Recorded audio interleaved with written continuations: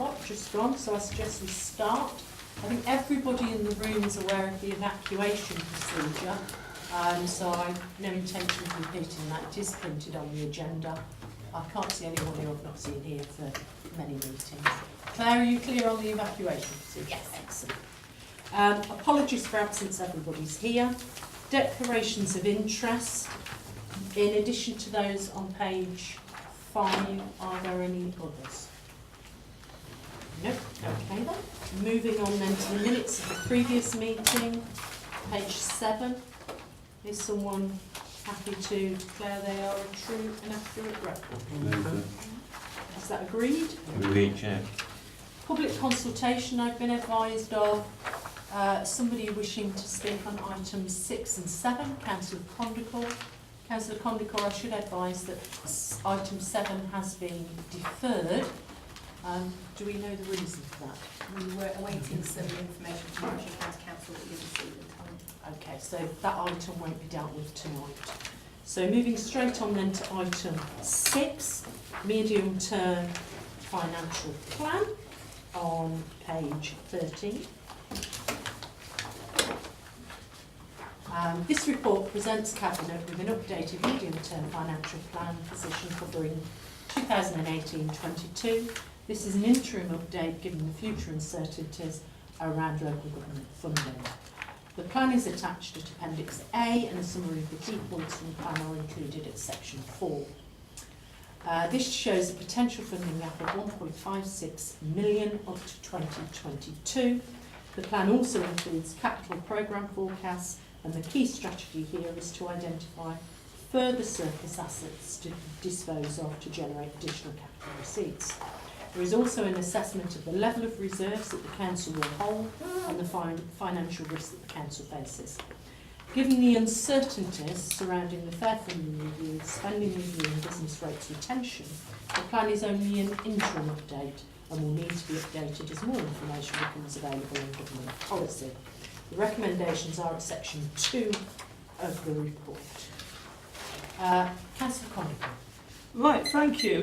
In the first part, table below 4.4, there is £1 million typo in that table, which Simone accepted. And the table's repeated later, which is correct. So I'm thanking Simone for just clarifying those bits. It's quite good the council's changing its way of doing budgets and having the budget council meeting the Monday after the cabinet meeting. So can I thank you for taking that step. And I just wanted to take a few minutes to point out a few things that I was quite keen on looking at. One is waste. We spend an awful lot of money on agency staff and management to do waste. I know people aren't fans of unitary authorities, but I do think we need to actually start to do waste together with other authorities to save on management costs, and particularly things like agency staff and spare vehicles. Having 5 waste collection authorities is something we can probably not afford anymore. So I do hope we work far better with North Warwickshire, who are very close to us and have the same delivery point for some of the waste in things like sharing vehicles, etc. Other things in here, I'm quite pleased now you've finally got some recommendations about capital projects. It says in this document we will do a proper plan before we do a capital project. We should have been doing that for decades. So I do notice there's actually more rigour in here. And one of the things that's not in here, this is at the income side, we need to know a lot more about the spending. So you've gone in about business rates and all this stuff in quite a lot of detail, but over the next few months we really need to look at the spending and where we can get things to work better. And the final warning is planning. We are going to see a big downturn in planning income. There's a lot of applications coming in pre-borough plan, massive applications. You've got £200,000 extra income in. That isn't going to just carry on and carry on. We are trying to build 15,000 homes according to our plan. The government's population stuff, particularly the households, is reckoning we'll have 6,500 extra households. So you're going to have a big divergence from the plan as less homes are built than your plan. And your planning income will fall quite sharply, I believe, when the reality of not being able to build these houses dawns. And I've actually made a little video I'll just plug to explain the numbers. Thank you, Chair. Thank you. Any points of clarification?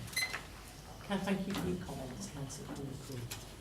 Right, it is over to elected members. Anything else to anything? Question, anything on the report?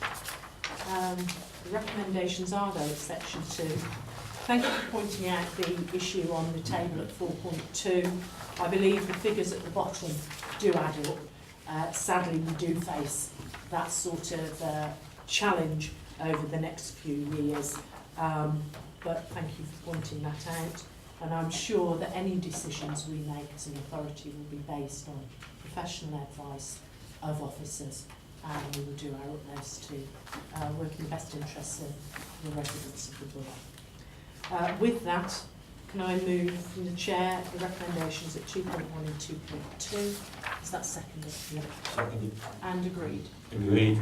Okay, that's dealt with that. Coming back to the agenda, as I say, item 7 has been deferred. We've had no recommendations from overview and scrutiny panels, and there is no other business today. I think the meeting is slightly shorter because we obviously have the deferred item.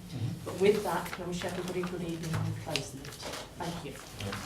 Chair, when items are deferred, can we put it on the website, because people looking at the agenda